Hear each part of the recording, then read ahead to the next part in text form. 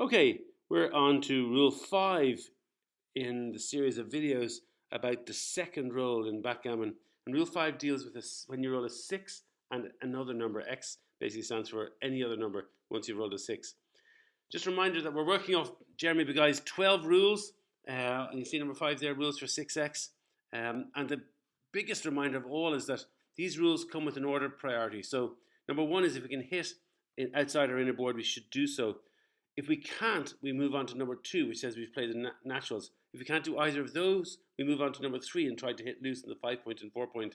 And if we can't do 1, 2, or 3, well, all the other rules cover different specific situations that we might encounter in the second roll. So it's basically priority 1, priority 2, priority 3, and if they don't apply, we'll do a specific roll. And in this situation, it's a situation where we've rolled a 6 and another number.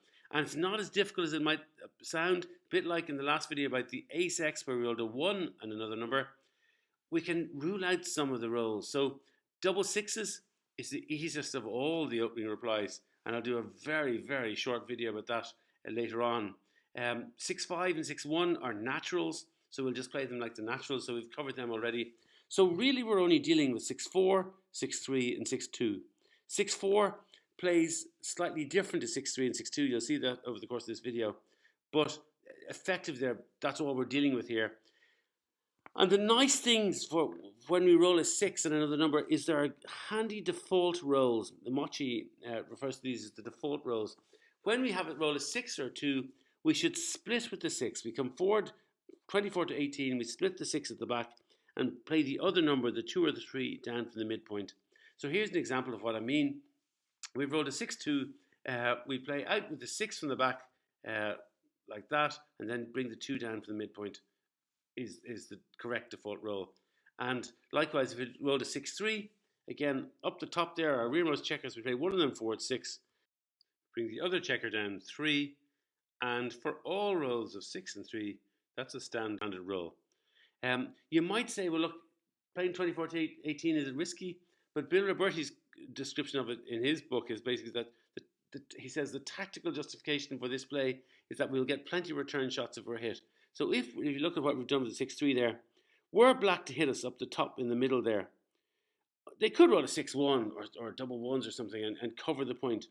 But more likely they'll hit us loose. And if they do hit us loose, by my count, we've 16 out of 36 shots. Nearly 50% of our rolls next go are going to leave us a shot and let us hit their blot up the top there. So we get plenty of return shots, and for that reason, it's the right move. With 6-4, it tends to be different. So 6-2 and 6-3, you split at the back and bring one down. With 6-4, it's different. You hit on your 3 point if possible, or if not, you make your 2 point. Interestingly, if you think about if the very opening roll, there's 3 different ways you can correctly play 6-4. With the second roll, one of those ways, the splitting with the 6 and down with the 4, there's only one possible situation you'd ever do that. You're either going to make your 2 point or you're going to run, unless you can hit in your 3 point as well. So the default position for 6-4 is very straightforward. We're going to make our 2 point unless we can hit in our 3 point. So here's the situation here. We've rolled a 6-4. We just do the default roll. We make our 2 point with 8-2 and 6-2. It's very straightforward. You make your 2 point, and there's nothing wrong with that. But just bear in mind that Jeremy Beguy's rule says this: if we can hit in our 3 point, if it's possible, we should do that instead. So Jeremy Beguy says, very often people, we miss that. We look at this position and think, 6-4, we know the default roll, we play 8-2 and 6-2 and think we're great. But we've missed the chance of a hit. So just go back to that. We can hit playing down one of our checkers down from our midpoint 6 and 4. So we come down 13 to 7 and on with the 4, and we've hit. And I like my rules, and I find it a very comforting for someone who's so rule-based as I am. I love the fact that if you can hit in your 3 point when you play 6-4, it's always right to do so in the second move. So you needn't, if you get that, you needn't kind of agonize, think about, is that the right thing or is not the right thing? Always right. Don't waste time. Just hit the bloody checker on the 3 point and you're done. And it's, as you see, it's making the 2 point isn't even an error, but 19 millipoints of equity is a lot to be giving up at the start of the game when, you know, it's easy to play the correct move. So let's get it right. As with all Jerry Big Eyes rules, there are sub rules. They'll make sense as with all the sub rules, but let's just kind of go through them. So first of this is basically if we're getting into trouble, we should just get the hell out of there. If our opponent makes the bar point or they slot, we should just run our back checker. So here's a situation where our opponent played a 6-1 and they've made their bar point. The rule is we take one of our back checkers and we play it forward. Well, it won't be 6 and 2, it'll be 2 and 6. But we get it out of town there. Just run that checker forward. 8 points is the correct thing to do. That was with 6-2. With 6-3, we run it. And even with 6-4, we just run the hell out of here once they've made their bar point. And also, just a reminder of that rule, because it's easy to miss this, it's not just a bar point. If they slot, we also just assume they're going to make their 5 point, and we get out of there as well. So here's a situation where opponent has slotted.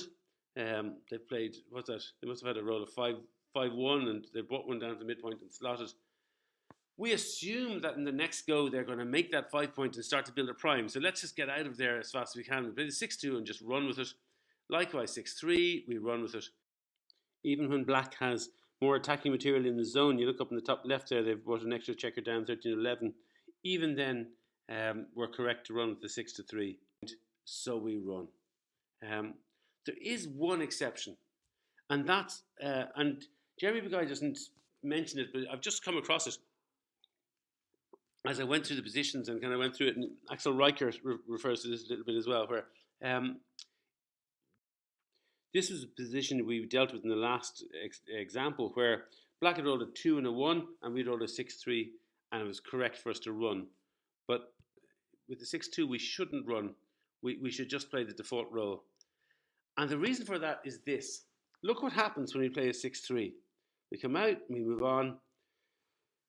We've left a checker vulnerable there up in the top left-hand side. What numbers will black roll to hit it? A 1 or a 3 will hit it. Meanwhile, black is trying to cover their 5 point, to make their 5 point. What numbers do they need to cover that? Also a 1, also a 3, or a 6. So it's very satisfactory for duplication purposes to play the 6-3 like that, because it just, if they do hit us, and they should hit us, well, then they can't cover their 5 point. So it puts them under a little bit more pressure. Whereas with the 6-2, if we do the running move, now we know they need a 1, 3, or 6 to cover their 5 point. What do they need to hit us? A 2 or a 4. Pretty much every number is rolling well for them now. So for that reason, we're better off not coming out all the way. I haven't brought the point down to the 13, but now look, if we leave the checker on this with the 6 there, what hits us now? Well, it'll be a 1, a 4, or a 6. What helps them cover their 5 point? A 1 or a 3 or a 6. So it starts to duplicate the numbers a bit as well. It's just one to know. It's not, I think it was Jeremy Big Eye who kind of noted this as an exception. Just if you roll a 6-2 after our opponents roll a 2-1, well then we don't run the whole way. We just leave it, play the default roll instead. Sub-rule 5b says we run past down. And what he means by that is that if our opponents have brought 2 checkers down from their midpoint and have loads of attacking material in the zone, if we can get past all that attacking material, it's a good thing to do. Albert Stegg puts it very well, I think, in his article when he says, yes, we should be keen to split with 6-2 or 6-3. But if our opponent has brought new attacking material down to the midpoint, we need to weigh up whether the increase, we're much more likely to be hit. So we need to decide is it worth it? And instead, it's just simpler that we run again. So here's a situation where we've rolled, our opponent has played 13-9 and 13-10. They've brought 2, I know it's odd when I say they brought them down, because from their side of the table, they brought them down. From our side, it looks like the 2 black checkers have moved up to the top of the board. But from their side, they brought them down from the midpoint. And they've got those 2 builders up in the top there. And we roll, well, A 6 and a 2 is straightforward. What are we going to do with a 6 and a 2? I hope if you've watched the other videos, you'll know that order of priority, rule number 1 is hit if we can. So we can hit one of those black blots with a 6 and a 2. And likewise, if we roll a 6 and a 3, we can hit the other blot. But if we roll a 6 and a 4, do we, the default roll says we make our 2 point, but I think Axel Reichert puts it really nicely. He says, look, making the 2 point's a great thing, but there's an even better thing to do, and that's to get the hell out of there. So we take one of our back checkers and run them forward 10. We skip all that black material up the top middle there. We just skip it. We run past it with a 24-14. Just go past it. So if our opponent has brought 2 checkers down to the midpoint, we should try and jump them if we can at all. Here's another situation where our opponent has played a 5-4 and again has played 13-8 and 13-9. We've rolled a 6-2, where obviously we'll hit as the priority. 6-3 we can't, but what can we do? We can run past it. Just get the checker and move on beyond it. And even a 6-4, we just run past it. Just one word of caution with all this. It's important to remember that when Jeremy Begay says run past down, he means that you run if you can get past both your opponent's checkers. So here's a situation where our opponent has brought 2 down. They played 13-8 and 13-11, and they've an extra builder in the zone. Should we run past the 8 point now and play 6-2 further forward like that? No. If we do, black still has another spare blot there waiting to hit us. So we just do the default roll. And sometimes you do the default roll even when you think there's nothing else on. The default roll is as good as you can do. The third sub-rule is very similar to the last one, which just says with 6-2 and 6-3, we should run past a fortified 8 point. And if you look up the black's up the top there, black's 8 point there, instead of having 3 checkers on it, they've made it stronger. They've fortified it and they have 4 checkers on it. And the rule with that is if they've fortified their 8 point and we roll a 6-2 or 6-3, we go past it. We don't lodge a checker on the we don't play 24-18 and leave a checker there, because black has all that extra ammunition to hit us, and they can hit us they don't have to sacrifice stripping their 8 point to hit us. They've got the spare checker that can hit us. And the way Albert Steg puts it is, now our opponent, if they hit you, they don't have to strip their 8 point when they do so. So they're especially well equipped. If you hit them back, they've got more checkers to hit you back another time. And if you don't hit them back, they've got more checkers to make a decent prime. So for this reason, the minute they fortify their 8 point, we get past it. So with a 6 and a 2, we take one of our back checkers, and instead of running it forward 6 places, we run forward 8 places and just overtake the trouble. That's what we don't do. And for me, it's always interesting looking down the bottom there. Playing 13-11 gives our opponent far more chances to hit us at the bottom as well. But put that checker, instead of playing 13-11, put that back. Instead, the correct move is don't leave a checker. It ties in with one of Mitchie's rules. Mitchie had this thing about, leave your blots in front of stripped points and not stacks. Black has now got a stack on their 8 point. So rather than leaving our white checker up in the top middle there, we move it on with the 2. And therefore, we can still get hit, but we're not giving black such a free hit as if we'd left it in front of the stack point. That's the right thing to do. Likewise, with 6-3, it's the same thing as right. But with 6-4, it's different. And I thought as I was going through this, well, the reason it's different is because if our opponent has played 13-8, they're likely to leave us shots down the bottom. And certainly if you look down this situation, they played a 5-1. They fortified their 8 point, but they've split at the back. And we can make, not just in making our 2 point, which are our default move, we can make our 2 point and hit on black's head. Likewise here, if they've played a 5-2 like that, we can play down to the midpoint. As you said, black, we can hit. It's always right to hit loose by playing 13-3 if black has left a blot on our 3 point. But it's possible that black, that's how I would play a 5-4 if I was black. Make an extra check on the 8 point and play 24-20. In this situation, we can't hit with the 6-4. Should we run past the fortified eighth point? No, it's still right. The running past the fortified eighth point is a rule that applies to 6-2 and 6-3 only. With 6-4, you always make your 2 points instead. And finally, a little kind of sub rule that's kind of a fussy little one that doesn't always. I'm not very satisfied with it. But Jeremy Beguy says avoid direct shots in your outfield by slotting. And just important to emphasise, he's talking about positions in our outfield, which is just outside our inner board. And we avoid those direct shots by slotting. And you'll see I wrote or otherwise, and I'll come back to why I did that in a minute. Here's a situation where Black has played a not ideal opening move of 6-3 by just running their back checker 24 to 15, and down the bottom left there they've left a blot there, and we now roll a 6-2. Well, the default move says that we should come out with the 24 to 18 and down 13 to 11. But look at that. Why would you do that? Why would you give Black a free chance to hit you with a 1 down the bottom left there? You just don't want to do that. So is there something better we can do? Yes, we can just play a little bit safer. And the safest way to play actually is just to play 13 to 7 and on to the 5, slot our 5 point. Yeah, Black can still hit us with a 4, but if they don't, at least we're putting our checkers where we want them to be. And if they don't hit us, at least we've got a chance of covering it and making our own 5 point. But that's with 6 to 2. There are two positions that come up that are a little bit unorthodox.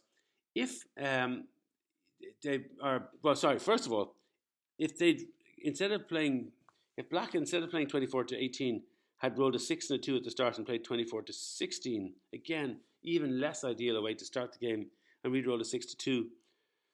Again, we don't want to play the 2 down 13 to 11 and just give Black a free shot on the point that we don't care about. So instead, the correct move is just a slot. But this is my exception rather than Jeremy Beguy's exception. There are times after our opponent has run into our outer board with their opening move that there are better safety moves to do. So here's an unusual one with the 6 and the 4. It's the only time, I said there's only one time in the second row where we play 6-4, split at the back and down 13 to 9. And this is it, where Black has played 24 to 15. They played 6-3 like they have down the bottom, and we come out with the 6 and down with the 4, and we bypass the blot there. That's the correct move. It's the only time. I mean, that out with the 6 and down with the 4 is probably the most popular way of playing the opening roll, but for the second roll, it's the only time you play it. And it's really just the 4 just brings you past Black's blot there at the bottom and into safety. And you have a good builder there instead. Now, as you see, not a disaster. Jeremy Beguy would call it a substitution. If you played and made the 2 point, he'd say, look, a 9 millipoint margin of error is not that bad. He'd be happy with it. But I'm just including that for correctness sakes. And finally, if instead of rolling a 6-4 after our opponents played 24 to 15, here our opponents played 24 to 16. If we played 24-18 and down with 13 to 10, we give Black a free shot.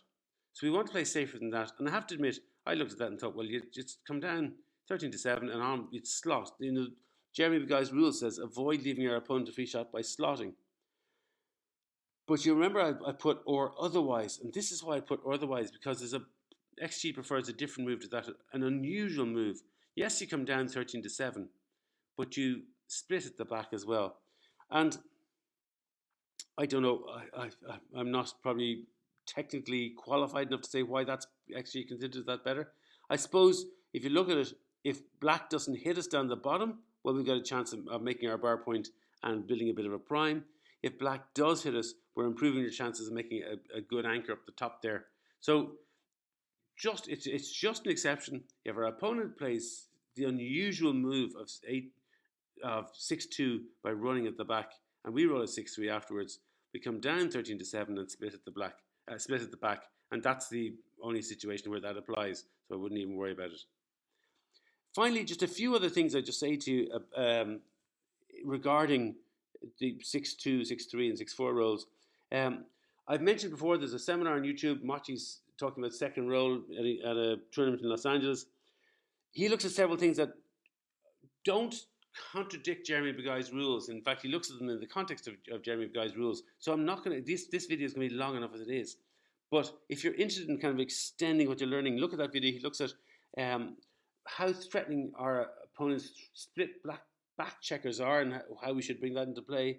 He looks at the threat for our opponent having an outfield builder on their 10-point or 9-point and how that might affect how we play a 6. And then finally, he does look at something I am going to show you, which is how we play our 6-4 when our opponent has made a home board point. And he gives the seminar that he talks at 4 positions. And if you look at the 4 positions, starting at the top left there, that's where our opponent has made their 2-point. The top right, our opponent has made their 3-point. Bottom left, they've made their 4-point. And bottom right, they've made their 5-point. And he just notes that the first 3, you play the 6-4 one way, but the last one, when they've made their 5-point, you play it slightly differently. So let's just go through it. It's kind of a standard thing. You possibly will know this by now, but when our opponent plays 6-4 and makes their 2-point, the correct response when we play 6-4 is also to make our 2-point. They're blitzing. We don't want to give any sort of split that lets them. Their only tactic is to blitz. And if we split, we give them hitting material. If they've, instead of making their 2-point, they've made their 3-point, there's still gaps there. They're still probably going to end up in a blitzing situation. So we, again, don't want to give them any sort of blitzing possibilities. And instead, it's still right. We make our 2-point. We just make a solid point of our own. But instead of making their 3-point, they made their 4-point. It's now much of a muchness. You could run at the back, but still slightly better to make our 2-point. But when they make their 5-point, the correct move now is to run with 24-14. And Mochi asks the seminar, why is it that they're making the 5-point makes such a difference? And it is, look, they're making a prime, so we want to run past the prime rather than kind of, stack up and build our blitz of our own.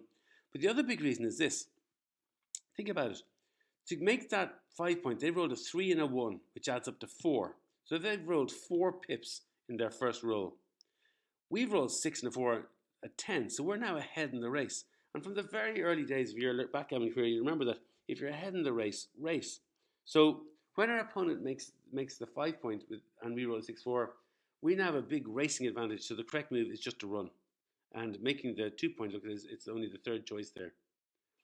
Finally, I just thought I'd give you one test yourself question. I know this has been a longer video than I always want to aim my videos to be about 15 minutes. This is a bit longer, but I just came across an interesting position as I've going through all the different people.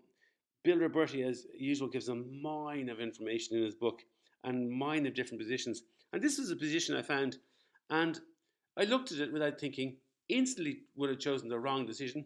So I thought, well, look, have a go at this. How would you play a 6-2 in the following move? So we'll let you pause, and assuming you've unpaused, how would you play the 6-2?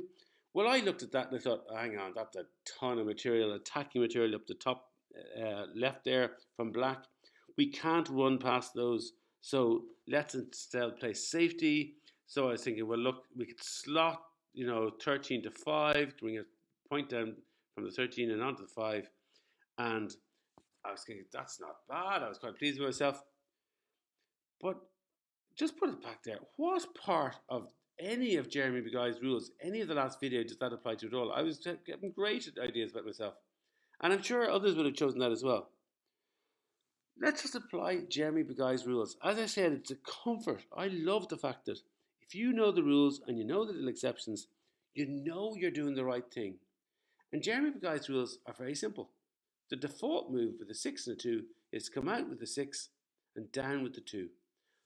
We're not running past attacking material, running past down. We're not running past a fortified 8-point. We're not leaving a blot in our home board, in our outer board, more likely to be hit. So for this reason, that's the right move. And it looks kind of suicidal, but that's the correct thing to do. And anything else, I said, my slotting play, I actually had to put it in 51 millipoint error, quite a significant error, to try and do anything other than just follow Jeremy Beguy's rules. And the reason for this is this. Bill Roberti is very interesting about this. He says, running out to the bar here with the 24 to 18, even though I didn't like the look of it, he calls it a distraction play. Yes, when we do so, 4 will have 4 builders aimed at our bar point. But Black already has 4 builders aimed at their 5 point. So they're very likely to make their 5 point to the next go. If we play the move that we play like that, yes, they now have 4 builders aimed at us at the top there, but at least it's going to stop them making their 5 point. It's forcing them to deal with us here, either by hitting loose or pointing at us.